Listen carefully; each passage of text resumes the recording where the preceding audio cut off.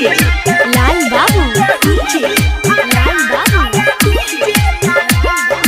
Singing by Lakhan Lal Singh.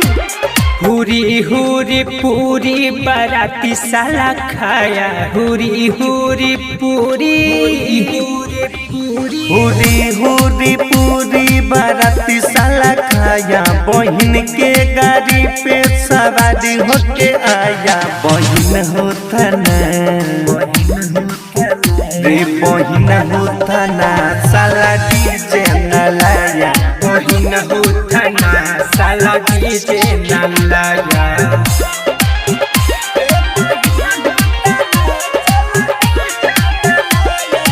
Recording by rhythm studio Bhagalpur. Lal Babu DJ लाल बाबू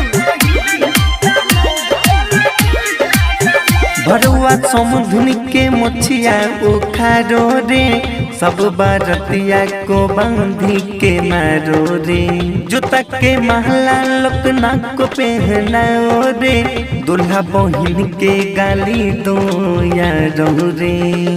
तिलक लेने में साला नहीं शरमाया तिलक लेने में साला नहीं शरमाया दुल्हा के माई पड़ोसी होके आया बहिन होता ना रे बहिन होता ना साला डीजे न लाया बहिन होथना साला डीजे न लाया।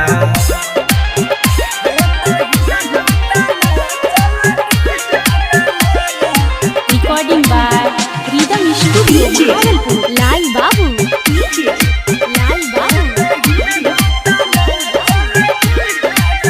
देखो ना मुँह कैसन साला सब कोई ले बा लगता बहिन के मुत पी के अइले बा देह के दासा कैसन सब बनैले बा जैसे लागता जैसे चोर कोनो अइले बा। लखन लाल राहुल पुचानी न आया लखन लाल